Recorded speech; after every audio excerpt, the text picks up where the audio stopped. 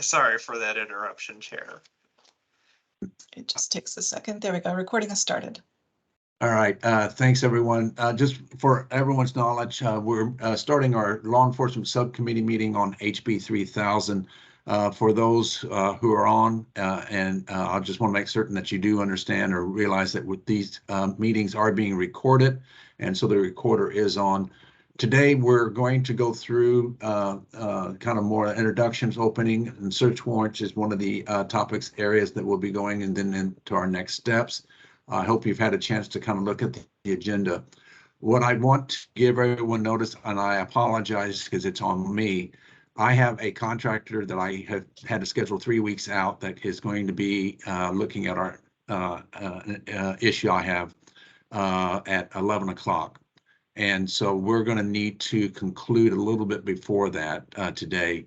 And so I hope that we will be able to cover everything we need to. And if we don't, we'll put it into the parking lot for continued work.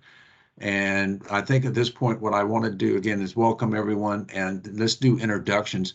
I think the easiest way for us to do that is I'm going to ask either Tisha or Michael, one of the two of you, to really kind of usher us through this. And I would ask that you start with those who are on video, and then we'll go to those that are reflecting only on the phone.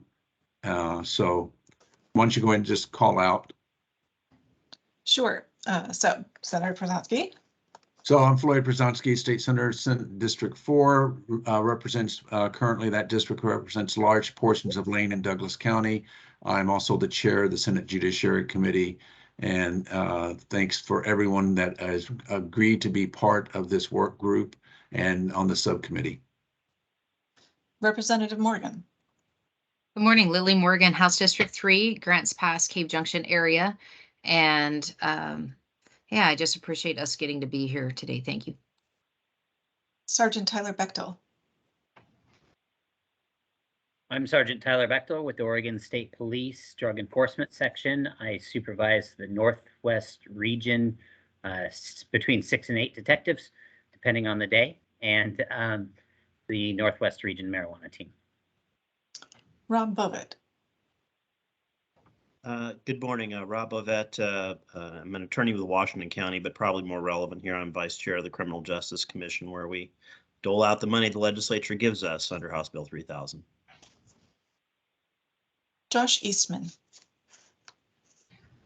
You're on mute, sir.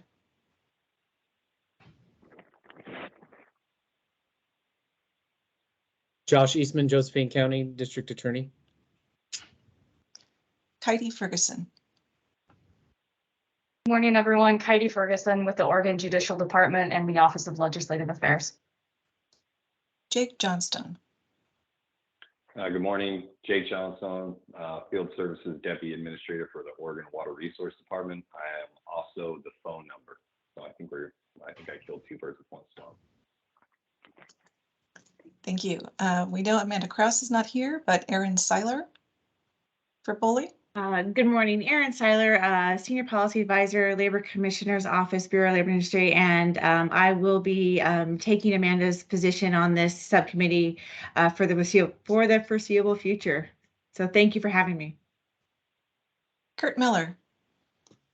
Good morning, all. Kurt Miller, Oregon Department of Justice, Criminal Justice Division. Courtney Moran. Good morning, everyone. Courtney Moran with the Oregon Industrial Hemp Farmers Association. Really grateful to have the subcommittee meeting. Sheriff Nathan Sickler. Good morning, everybody. Jackson County Sheriff Nate Sickler. Amanda Swanson.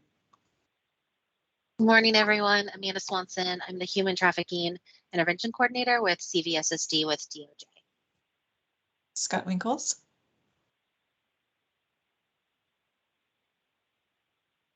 Okay, yeah, he is supposed to be late. So that is everybody. Is there anybody else? I think that's it. All right. Well, thank you very much.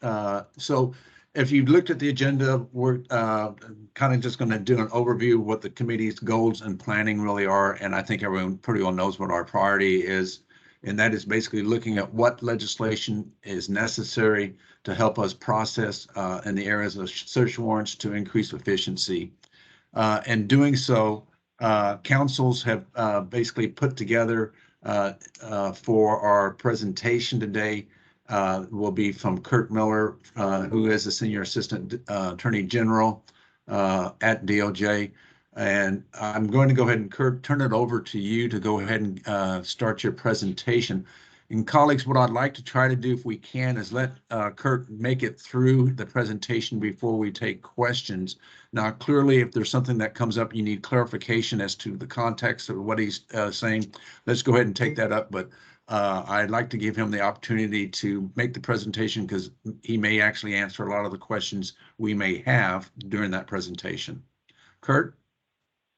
Well, thanks, Senator. I appreciate that introduction. And I echo that. I'm more than happy to answer any questions as the senator is as well. Being an attorney, I can compress or extend my presentation as much as you need it, but I'm going to try and keep it into that 15 minutes. And I'm very happy to answer any questions at the end of it to kind of give you some ideas of the trends. I've been tracking search warrants for quite a long time in the legal system. And so it's kind of one of my specialties. Just a very little background on me before I begin.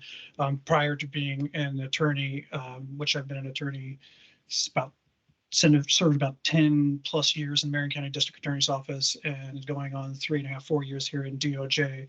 I was also a police officer in Arizona for about 6 years. So I have both the experience of drafting them myself as well as reviewing them from the criminal side of it for DOJ. So without further ado, I will share my screen here and just go through the presentation.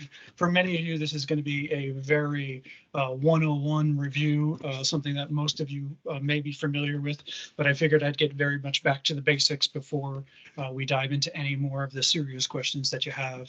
So obviously, all of our authority from search warrants stems from and must be guided by the constitutional provisions. In Oregon, I put up on the screen there the two things that affect us the most, the U.S. Constitution on the 4th Amendment, as well as Oregon Constitution, Article 1, Section 9. I want to highlight the difference here between the two of them because probably from the general perspective, if you look at it, it doesn't really look like there's much different in the words between the two provisions. However, our courts, the Supreme Court of Oregon, has interpreted them, I would say, in one substantial difference between the 4th Amendment and Article 1, Section 9. The 4th Amendment, as most people know, is guided by the reasonable person standard. What would a reasonable person expect in their right to privacy? And many of you have heard that before. The difference in Oregon's view of the Constitution is that Oregon's Constitution is more protective of people's rights. So it's not what would a reasonable person expect their right to privacy to be, but what should a reasonable person expect from their government and their rights to privacy. So it's viewed from the perspective of how we can have a government that is more protective of people's rights and more, or should I say, less violative of those rights. Moving forward with that constitutional provisions in mind, we jump to the statutory authority, which has been in place for a very long time, even as early as previous to the 1971 code. But from the 1971 code forward, it hasn't been significantly changed except for with some more modern provisions to allow electronic applications. So as you can see from the slide, the biggest hurdle that you have mostly when it comes to any type of speedy review of warrant applications is the provision that it must be issued by a circuit court with authority in the judicial district where it is located. So as the sheriff and the Southern Oregon counties know, if you have lesser amounts of judges, so numbers on the bench, and the judges are not available in the middle of the night or in the day because they're on a docket and the sole judge on the docket, it's very difficult to get a warrant reviewed within that judicial district at that point in time. There is authority, obviously, for the appellate courts to have a statewide authority. I myself am based in Marion County, and we in the CJ, the Criminal Justice Division, often work with conflict cases. So if I'm working on a case in Douglas County and there's potentially a conflict with the judges down there, I will go to the Court of Appeals and request a warrant from them. However, that is also a difficult process because the Court of Appeals is also very busy. And so to get in there to see them takes a bit of time out of their day and becomes a big hurdle when it comes down to that. You're not going to see that. And prior to me being in DOJ, I had never approached the appellate courts for a warrant. And I'm not aware of any other district attorney's office that routinely sees any type of applications to the appellate courts other than us at DOJ. So that's one area where you could have some flexibility if there were a greater amount of judges that could review it in counties with lesser populations of judges. However, the only kind of considerations I would give to that is right now, obviously, if you're in a district that has a few judges, they're going to give a little bit more deference to the judges that they're familiar with, right? That's just a normal human thing. We know the person, we know how they operate, and we trust their opinion. So we would more so be likely to give some deference to that judge's review of a warrant versus a judge from some other county that we're not aware of, we'd never seen except for maybe once at a judicial conference. So you have a Multnomah judge who's reviewing a Baker County judge's warrant. They may not give it the same standard of review in the sense of reviewing it with deference as they would if it was from a Multnomah judge, someone that they're familiar with. But that's just a human thing that we can't work out, but just things to consider when you're deciding whether or not the judges should have more authority across the entire state. As pointed out on the slide, there is generally no authority for an extraterritorial warrant. That is something that's quite an issue in many of our counties that border with the states surrounding us. Frequently, when you're up in Umatilla County, where I have quite a few cases, we overlap with Washington on a lot of issues, whether it be searches in that state or even witnesses in that state. And so the only provision that we have, obviously due to constitutional considerations, is for businesses and to get business records out of the state when they have a business tie to Oregon.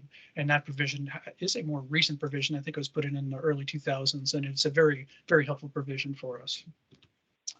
Applying for a warrant, it can be sought by either a police officer or a district attorney. Police officer is the very standard definition, obviously, which includes both sheriff's office, troopers, special agents with the Department of Justice, and those appointed by the governor. District attorneys may apply for warrants, but there's a very few counties that the district attorney or deputy district attorneys actually apply for that. It's generally because of the fact that we are arguing those motions are for suppression on the warrants, and it would be better if we were not the applicants ourselves. I also listed up on here the provisions for application for warrants, either by electronic or telephonic means. This has got a lot more attention in the more recent case law, and I think it's also something that is an area where we could definitely improve with telephonic applications. There's a lot of DA's offices who feel very strongly, and correctly so, that many warrants need to be reviewed by DAs. However, there's also some leeway here when the case is not such a complicated case. And so that the officer should have a little more freedom to reach out and speak to the judges themselves. There's a lot of risks that come with that, as I pointed out, with a lot of scrutiny that's given to warrants these days in the courts. So I'm more than happy to answer more specific questions on it at the end, but I kind of wanted to give you that overview. Some counties have a process where there is nothing other than you must go to the judge's office or home in order to apply for the warrant. Some counties, like Marion County, have a email process where you email a copy of the application to an on-call judge. They have a set of judges on rotation that will be available 24 hours a day. And then other counties, which like I know as far as Lynn County and others, have a telephonic process where you will call up and read the application to the court, and then the court will make a decision. A lot of that is based on local practice. And when I was in Marion County, the judges simply just said, if it's a long warrant, I really can't track it very well on a telephonic application. So I need something in writing anyway. So if you're going to email it to me, why don't I just do it by an email application? And so that's something we could maybe provide a little more flexibility in, but it's also something that we have to take into account, making a very good record for appeals. When a magistrate reviews the application, and I use the magistrate term broadly, which includes, of course, the Court of Appeals judges, the circuit court judges, as well as our city municipal judges and justices is the piece that have the authority to review warrants applications within their jurisdiction. The standard is probable cause, and it's probable cause to believe that the things that the officer is seeking will be found in the places they're requesting to be searched. One of the main doctrines that guides all of our review is the four corners principles, and that everything that the judge makes her or his decision on must be contained within the four corners, the pages of the affidavit. If it's not in there, they can't consider it. Don't get me wrong, it's not like it's common sense is forgotten. If it's a reasonable inference a reasonable person could make from the facts, they can do that. But if it's personal experience of the judge, training and experience of the officer that's not listed, the judge may not consider that in the application. The nexus is another very strong requirement of the warrant, and that just simply means that you must have obviously a crime that there's probable cause to believe was committed. There's probable cause that evidence will be at the location that we are seeking to search. In that kind of concept of probable cause for the evidence to be at the location, we have some concepts of time, right? So the principle that the application is saying that the drugs were there 3 weeks ago and it was just a user quantity of drugs. What makes us believe that those drugs would still be there today or 5 days from now when the warrant is executed? That's the concept of staleness. At the time that the warrant is approved, the judge must believe that the evidence will still be at the location. And so some of the things the judge can consider on staleness is like time, how long has it been, perishability, is this a type of evidence that goes away, or is it something like a durable good like stolen property, etc.? Is it mobile? Is it something big and humongous, like for as far as marijuana cases, are we talking about big grow operations where they have a lot of grow lights and fertilizer and all of these things that are attached to buildings or delivery systems? And is it inculpatory in nature? The evidence itself is inculpatory such that people would want to get rid of it. More recently, the Court of Appeals has approved of the concept that has been around for a very long time, but never really on point here in Oregon. That's anticipatory warrants. So if a certain set of conditions occur in the future, then there will be probable cause. That mostly happens in cases of confidential informant. A confidential informant tells a judge that I'm going to be meeting this person at this place on this time to pick up 5 pounds of methamphetamine or 100 pounds of marijuana, those types of things. And if the officer sees those conditions, then the warrant itself comes into effect. Other things that are very typical in drug cases are informants, and by statute and by constitutional standard, we must put inside the 4 corners of the affidavit everything for which the judge would rely upon the informant's information. When we're thinking about an informant, that's pretty much anybody, not exactly what most people think of an informant, which is the last category of unnamed informants. But I mean, another informant could just be another police officer that the officer is talking to. So when we're thinking about a range of potential credibility concerns on that, it goes from the named government agent through named disinterested persons who are volunteering the info, like a concerned neighbor, named disinterested persons who are answering questions and officers asking a different neighbor, have they seen a lot of traffic at that house? Have they noticed any particular smells?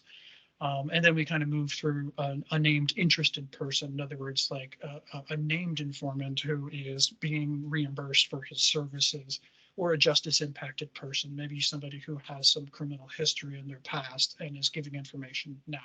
And lastly, an unnamed informant who is considered the least credible without more information. So then we need to build up the credibility so that the judge can determine whether or not that information is viable in the probable cause determination. And you can see there some of the considerations for that. How do they know about it? The personal knowledge of, like, how do they know this is a marijuana plant versus a hemp plant versus anything else related to the grow operation, and whether or not they've provided prior accurate information, etc.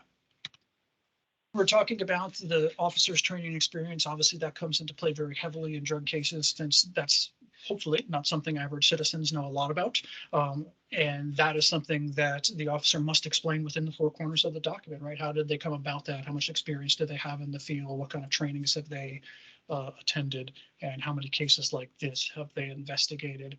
It has to be directly connected to some facts of the case. And I think that's one of the biggest trends that you've seen lately, is that the courts have really dove into the officer's training experience a little bit deeper. So instead of just simply accepting that the officer is a 20-year veteran and knows what she or he is talking about, they look for what training do they have and how do we connect that to a fact in this case. And I kind of put a couple of bookends for you there with two cases. These are in the digital evidence context, which generally seems to get a little more scrutiny these days, but it's a good example of what we're talking about. And in one particular case, an officer believed that there was prior incidents of domestic violence on a surveillance system. And so he described his knowledge of not only surveillance systems, but also on the dynamics of domestic violence relationships and how they cycle through those types of events.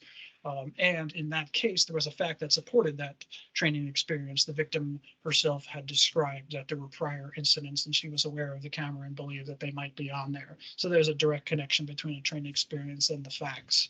The flip end of that case is where an officer described that cell phones are able to record videos, and that he knew based on his training experience that people who are in the common term, peeping toms, who look into people's houses, they often record things. And in that particular case, there was no evidence from any of the witnesses and no evidence that supported that this particular defendant had ever used his phone in that manner. And so without any direct factual link connecting the training experience to the case, the court found that that was insufficient of a nexus. I'm getting closer to being done, so I think I'm doing okay on time. And Patricia, just let me know if I need to speed it up or slow it down. As far as the search warrant itself goes, this is the difference when we talk about an application that's generally considered the affidavit that the officer prepares. And when we're talking about the search warrant, that's what we in the criminal justice field refer to more as the face sheet, basically the document that the judge signs authorizing the search. That's included and that is drafted by the district attorney or the officer who's preparing it. The warrant is directed to a police officer in the state of Oregon who is authorized to execute that. And has some certain particulars like identity of the judge, etc. One of the biggest considerations that we have is the fourth bullet down, which is particularity. That is, again, something that has been a more recent focus when we're talking about case law. So when we talk about particularity, the very first pieces of it come, as you can see, from the Constitution, particularly describing the place to be searched, the person or thing to be seized, and it's also reflected in the statutes as well. What we mean by, in general, particularity related to a location is that it must be definite enough to identify with a reasonable degree of certainty what or whom is to be searched. So in other words, if it's a person's car, we got to describe the car well enough so that if I just hand this to any officer who has never seen the affidavit, who has never seen this particular person or their car before, that they could look at it and then go find that car. Without anything more. Same thing when we're talking about houses, same thing when we're talking about people. That is the specificity that's needed when we're talking about the location, the place that we're going to conduct the search. When we're talking about the objects of the search, the things that we're looking for, it's the same thing when we're talking about a concept of particularity. The executing officer must be able to identify with a reasonable effort the things to be seized. This one is generally easier and we're talking about a physical thing because we can describe it, right? We can describe a category of things we're looking for. If it was a drug case where we knew that the suspect generally kept a bunch of different types of drugs, we could describe it as controlled substances, including, and then we can just name off a bunch of different drugs that we thought the person had. And the same thing as Sergeant Bechtel knows, if it's a marijuana grow operation that's unlawful, we could describe all of the different types of apparatus that's used to conduct the marijuana grow, indoor, outdoor, etc., and list off and things that are similar to that. When it's in a digital evidence context, it becomes a little bit more difficult because it's hard to describe data. And we're not describing the data itself, like what type of file it is. We're describing what's the information contained within the file that we're looking for. But that's what we're looking for in this concept of particularity. We must specifically describe it, and we can't be too overbroad. Overbreadth in the terms of particularity simply means I'm describing something very well, but I don't have probable cause nexus that it will be on that device or that it's connected to the crime, et cetera, so forth. So you may hear those terms. People will say specificity and overbreadth. Those are both two prongs of the particularity kind of consideration. By statute, here's the things that we have authority to search for.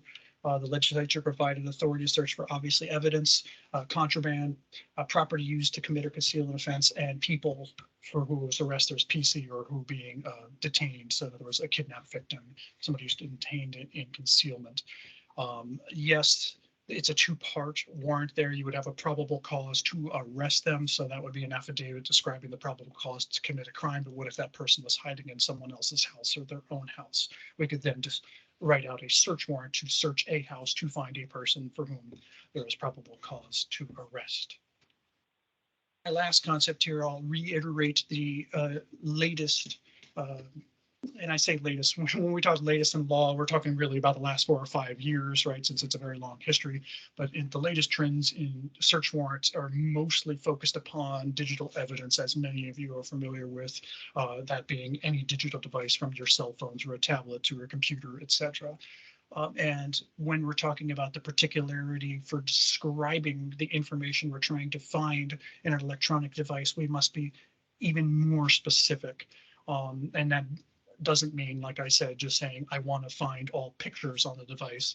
What's the picture that I'm looking for on the device? If we're talking about a case involving a marijuana grow, maybe we had some information that the particular suspect involved was showing other people pictures of his grow site or sending him testing materials that shows the quality of his grow.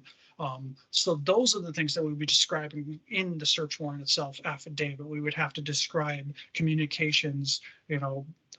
If we had nothing else, we could provide a date range, or we can provide between two people with whom we knew were having this communication, or we can talk about the subject, communications that include attachments with pictures of marijuana leaves, et cetera, so forth.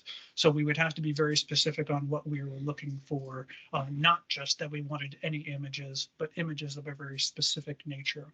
And you can see on the slide shows kind of some of the cases that have had this concept. We have to have probable cause to each device rather than just any device in general, or probable cause that it would be on more than one device and explain why it would be on more than one device. That's our principle in the second bullet down under canon.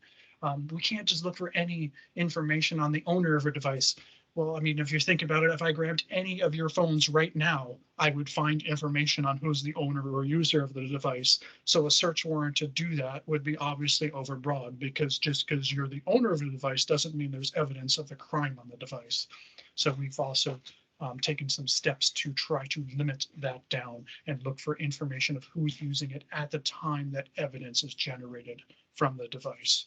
So those are some of the things that we are really looking for now to try and find ways for officers to be more specific and more protective, honestly, of people's rights to privacy. So that's really all I have for the kind of very, very brief overview. And I know for many of you that was probably things that you're very familiar with, but now I wanted to turn it over for anyone who had questions for me specifically. Sure. Let me just start off and thank you very much for that overview. For my sake, it was really nice to kind of get re-familiar with the process. And I know for many people who are not practicing, it was a great opportunity to understand how a search warrant currently is required to be received or to be issued, excuse me. So questions for Kurt?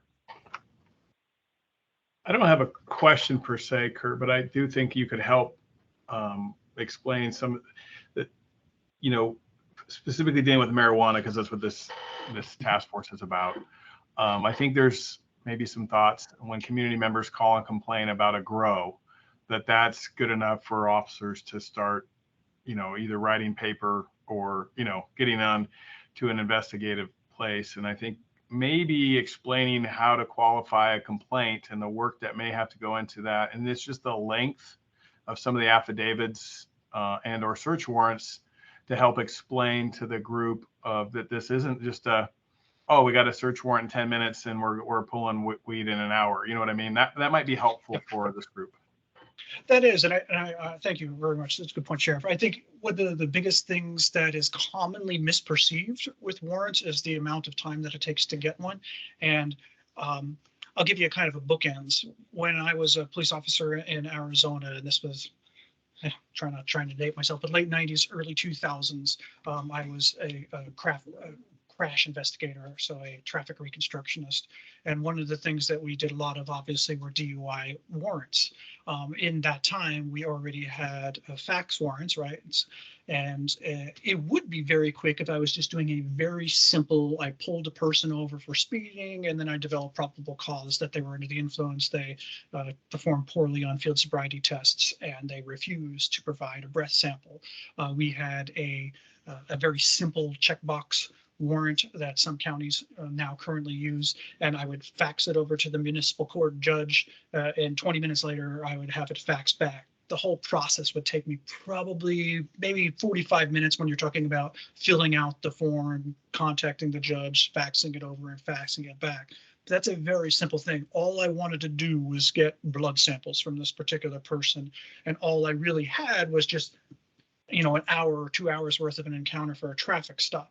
So that is something that I think it's certainly not a 5-minute process. I disagree with all court opinions that say you can get a warrant in 5 minutes, because maybe they're referring to only the process when you get on the phone and talk to the judge.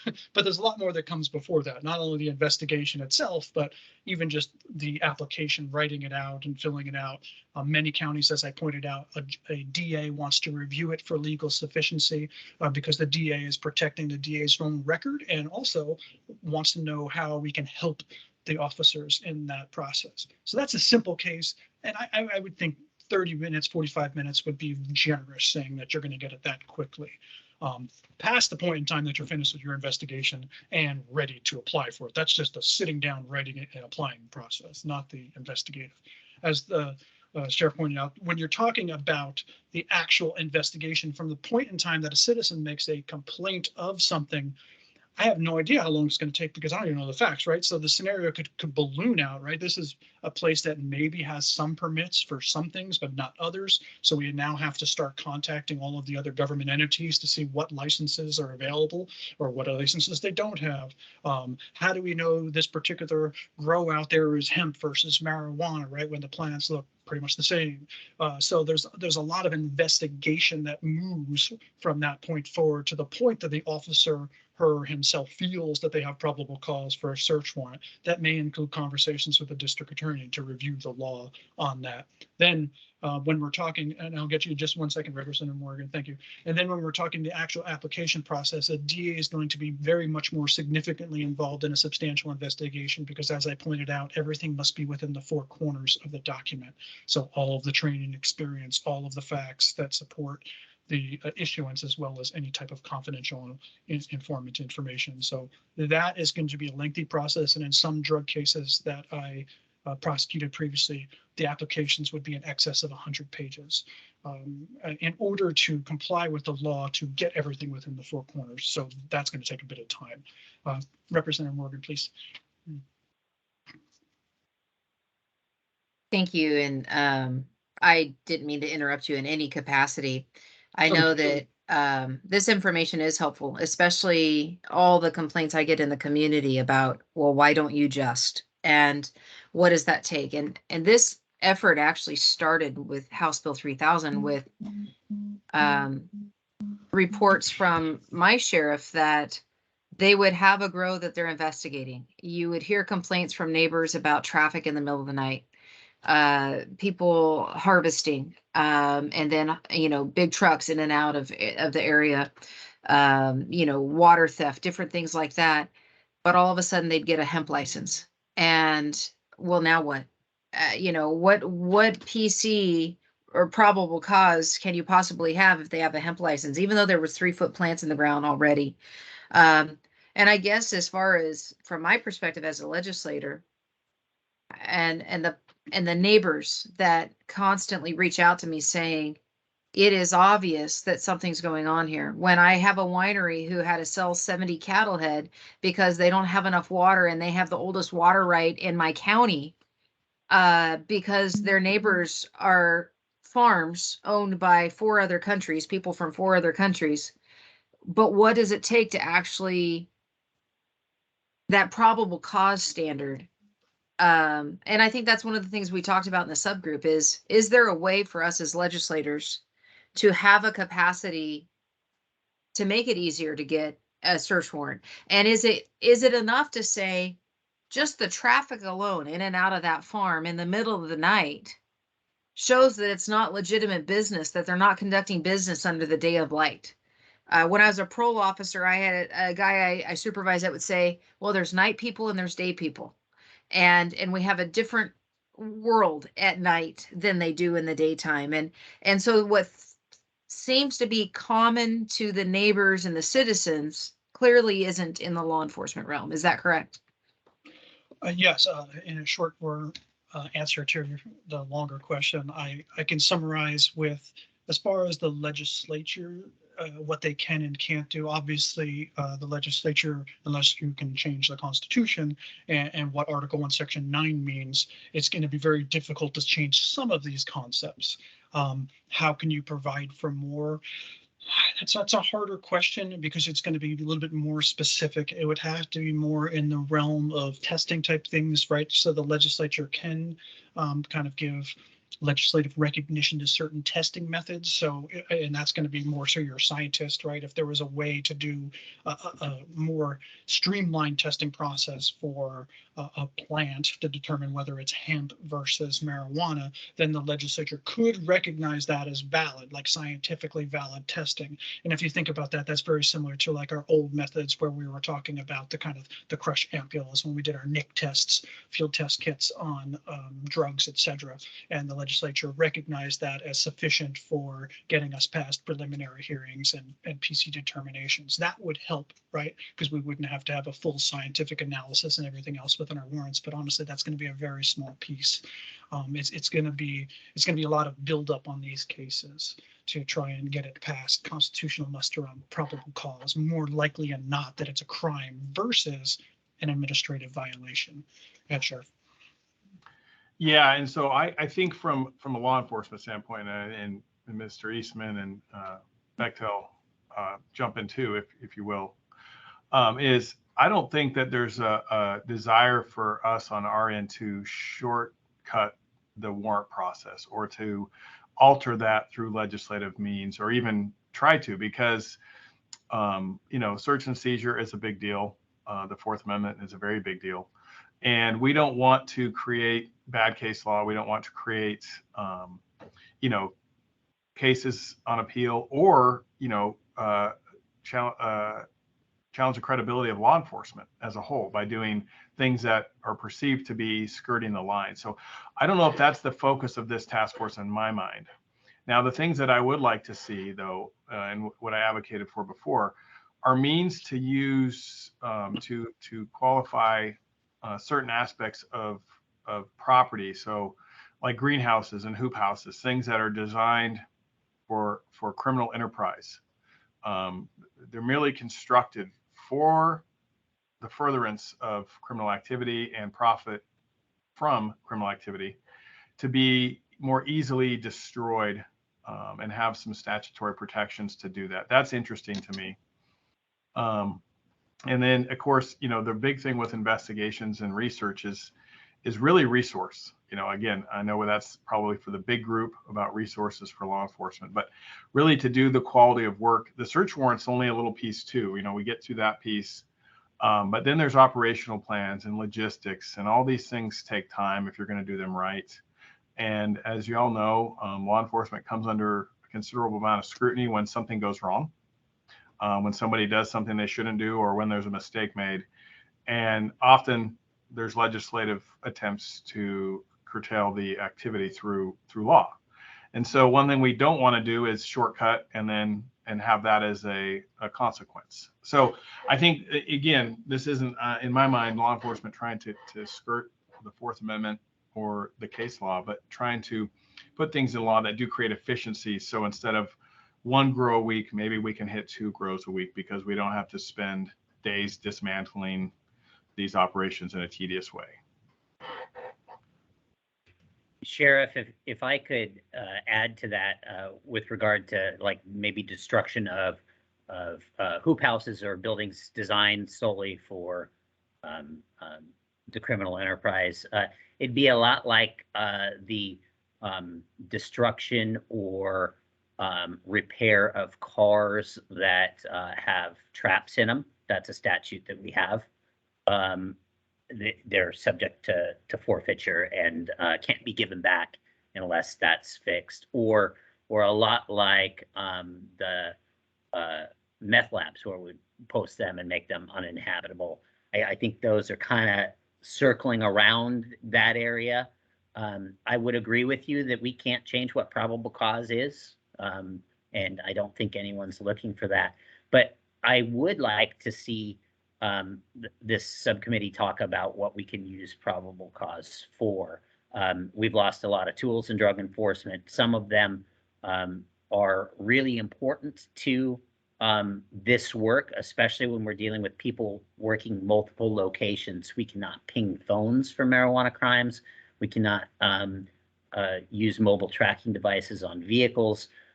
When we took marijuana out of the Controlled Substances Act and Senate Bill 302, I think around in 2017, we lost that. We used to be able to do that for all controlled substances. So, we can't use it for we can't use body wires in a case. All of those things went away. I know in 2020, I think it was House Bill 4158, they were thrown back in, but then there was a walkout, and that didn't ever pass the Senate. So that's what I'd like to see us be able to use search warrants for. As far as the process, it goes quick for us once we get it done. It's not quick to type a 100-page affidavit, but usually district attorneys can review it the same day or overnight, get us in front of a judge. They can get us out of the door as quick as they can read it.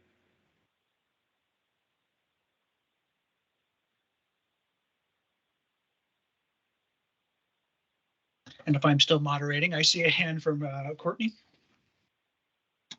Yeah, thank you so much. So I have a few questions actually relating to the things that have been discussed so far. So the question that was asked earlier about, when folks are making reports in, and of course, you guys went over briefly about the timeline, but the questions that I'm getting from my members and other members of the industry frequently is, where should they be reporting? And then what can they expect after they are reporting? Sergeant Bechtel? I was going to say, I think I can take that. Local law enforcement is always your first stop, but not every county is set up with someone who has any experience in marijuana enforcement. In Jackson and Josephine counties, you would be in great shape, but in Union or Harney County, it's going to eventually get to the state police. So as far as reporting it, a lot of OLCC does have kind of a who to call sheet on their website that we worked on early on, but a lot of people assume marijuana, call OLCC. With the 3 regulatory agencies, it's usually best just to contact law enforcement, and the more local, the better. Oh, okay. And then once they do report, because the folks that I've talked to said that they have been calling, their local law enforcement, but then they're not getting any sort of response after.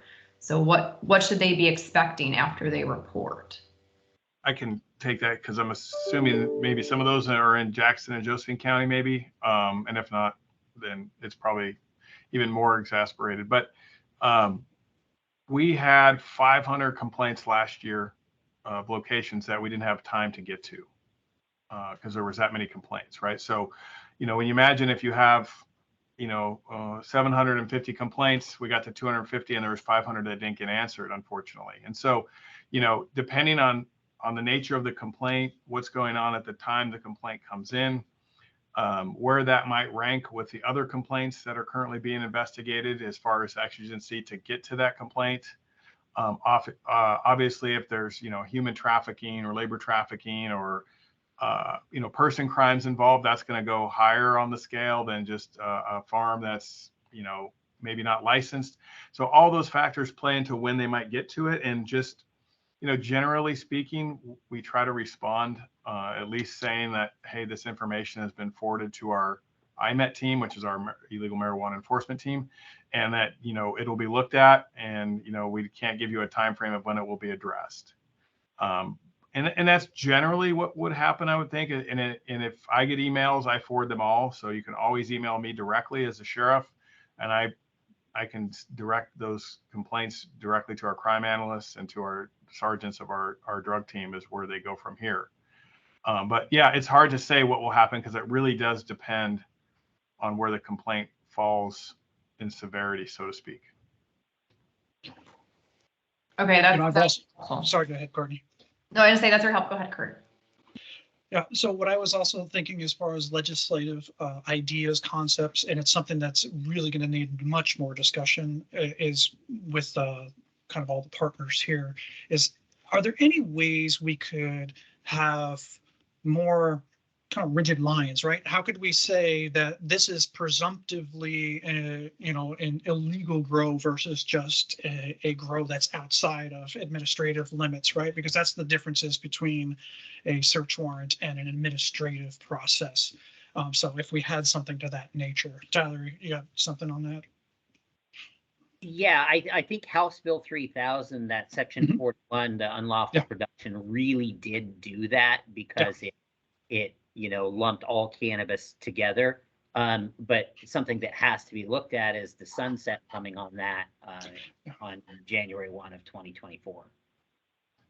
Yeah, and so with those kind of presumptions and those things that make it a little clearer for judges, that helps a lot with the probable cause. And that's why I was helping with Colin Benson on the HB 3000 stuff. So I'm familiar with some of those. But if there's any other tweaks we can get to on that as well.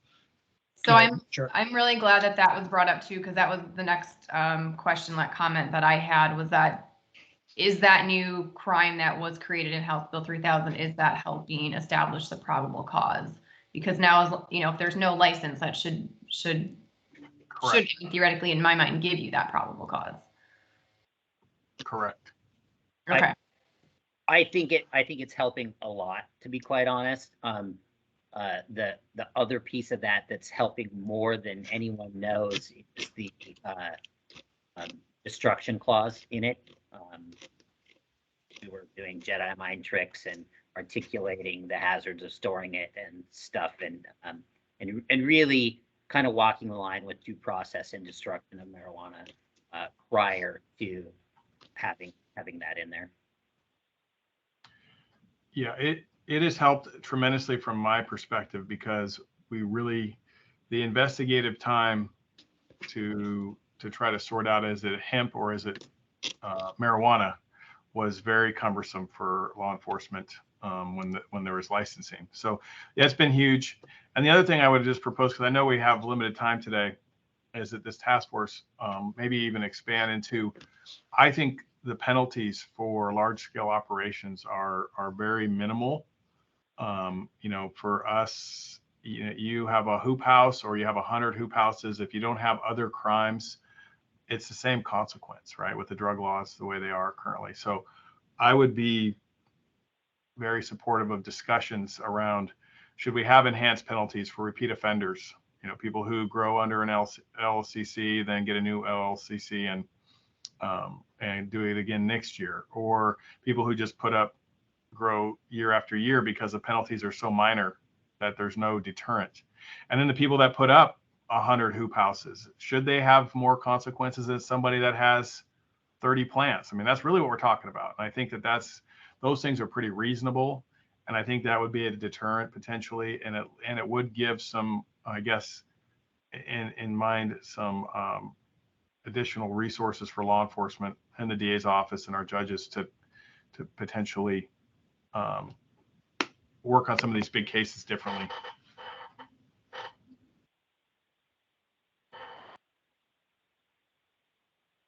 All right, let me do this. I'm going to be stepping out as I'm told everyone I have a contractor I need to take care of.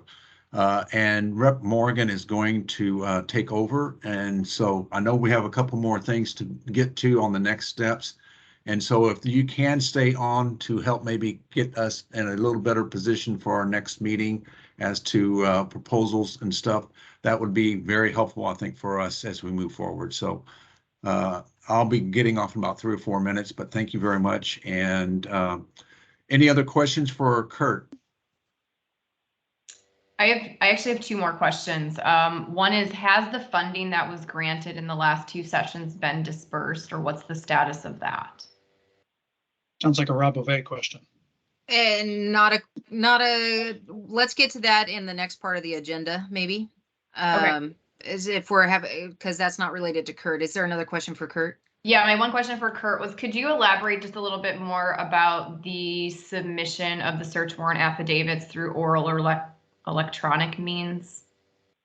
Sure. Yeah, there's really 3 different methods by which the application can be submitted to the court. And remember, when we're talking about the application submission, that also includes any other county-based process, right? So if it's just an officer completing it, some policies of different jurisdictions require the officer to submit it through a supervisor or another person who's familiar with those types of warrants. So there's a review process internally within the police agency, and then many counties also have a review process within the district attorney's office. Once you get to the final spot of the application submission to the court, depending on county practice, it could be you driving to the judge's house. If it's after hours, you driving to the courthouse. If it's during business hours, to hand the paper application to the judge to read and then sign the paper warrant. There are alternatives in the statutes. If the county has came up with processes for that, you could submit it by email. If it's a secure email process going back and forth, and there's methods by which you have to save it, or it can just be a phone call. But like I said, it's kind of hard for an officer to read a 100-page application on the phone and for a judge to focus on that 100 pages during the reading. I think the telephonic process personally is something that's great for very short warrants, but not something that you want to do on anything more than really 20 pages. So does that answer your question, Courtney, or can it help with a little bit more on that? Yeah, no, that's definitely helpful. Are the phone calls recorded, and does that go into the court record? Yes. Yeah, so the phone call is recorded and maintained by the officer, and that becomes a record of the application for review later on by the defense attorneys and the court. Okay, great. Thank you so much for the clarification. Okay, Morgan, I'll turn it over to you then. Oh, well, Kurt, thank you so much. And please hang in there with us if you like. We appreciate the feedback and your experience. So as according to the agenda, and I know we have 5 minutes, I don't know if anybody's able to stay any longer or not, but a couple of the proposed additional topics would be a clearinghouse for reporting seizures, other issues relating to law enforcement or prosecution. We already heard Sheriff Sickler mention that potentially we look at a scalability of crime or response based on, is it 30 plants versus 100 hoop houses with how many plants inside them? And so that might be a topic that we address the next time.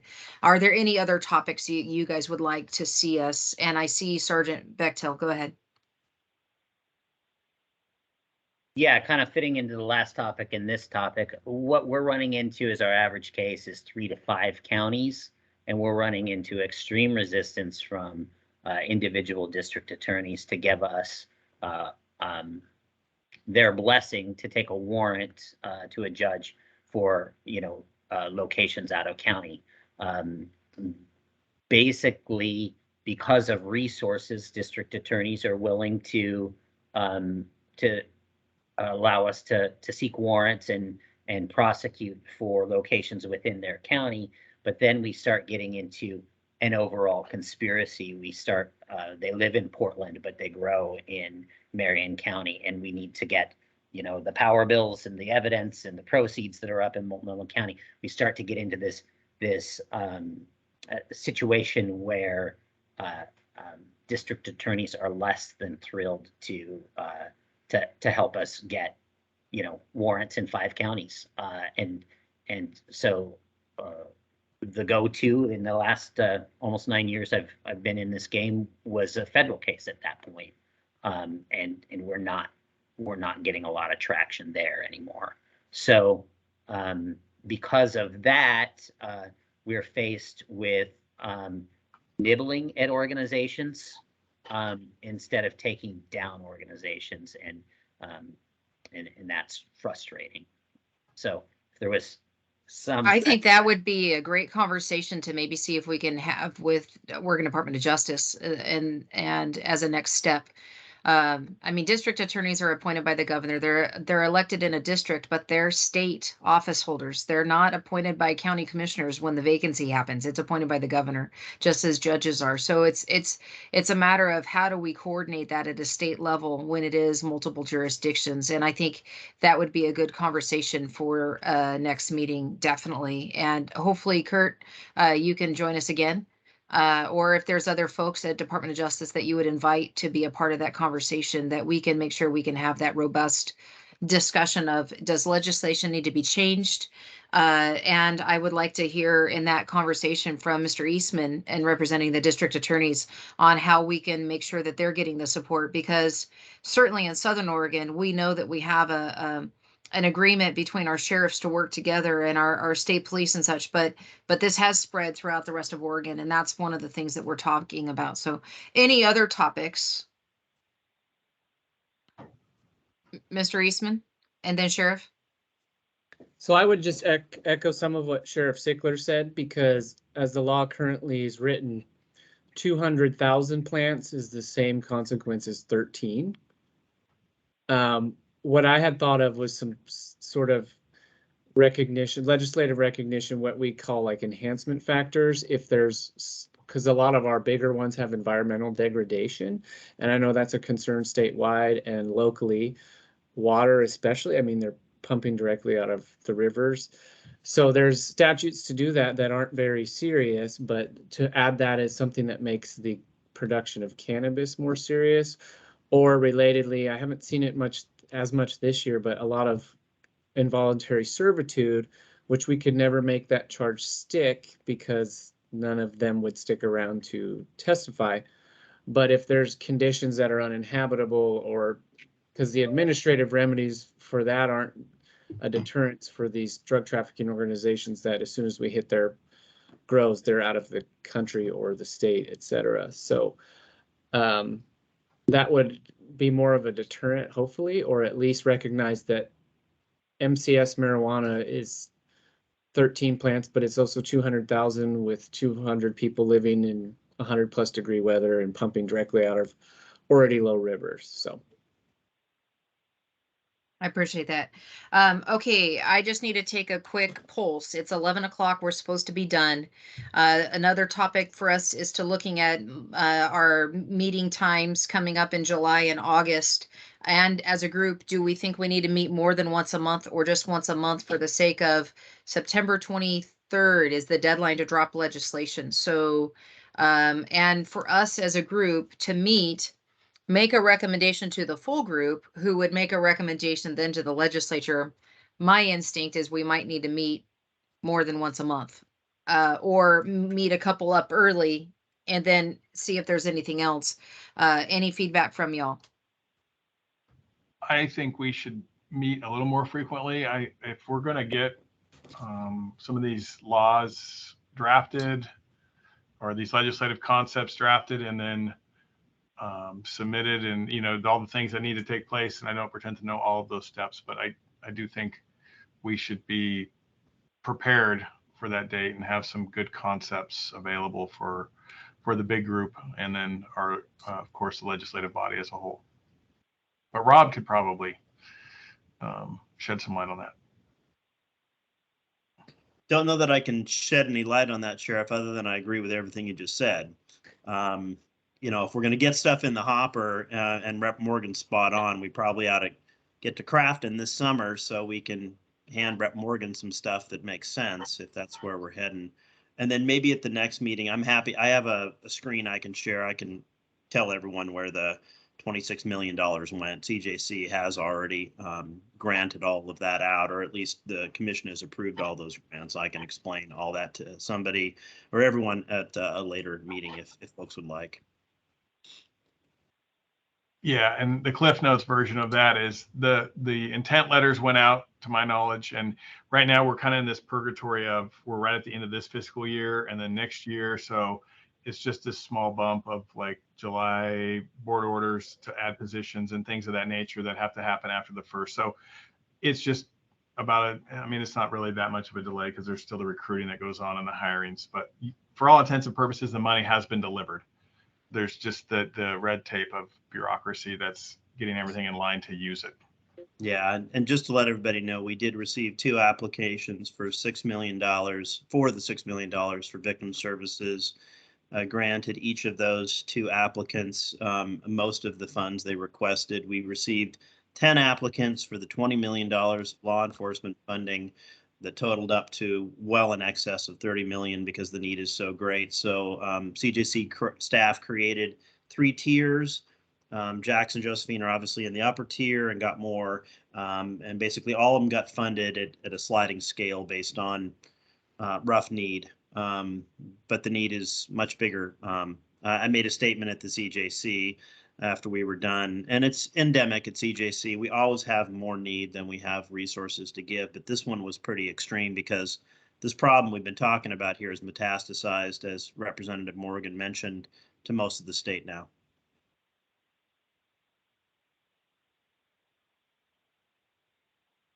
All right, I appreciate all that.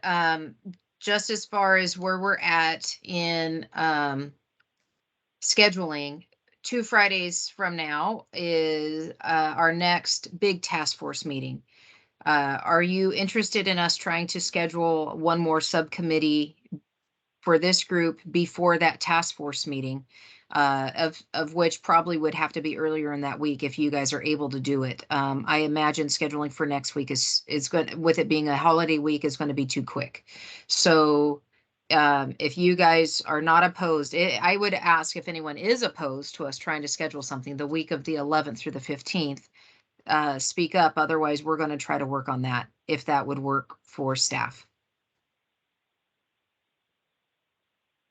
Well, I'll be out of town, but Michael Lance is also staffing this, so he can cover that, no problem. I appreciate that. Now, Tish, I know I appreciate that you get to leave town, but I mean, we're your highest priority in life. I know. So just kidding. Just kidding.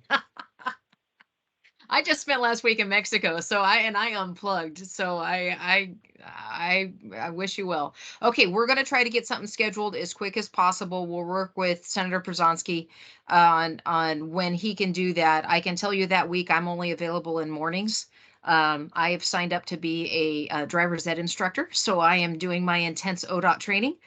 Life as a legislator, that's part-time. So anyhow, I look forward to doing that. I would also ask if you have other topics that you did not have the opportunity to say today, please email Tisha or Michael and the senator, or whoever the group is that's sending out the invites. Reply to that and give us the list of things you'd like to see added.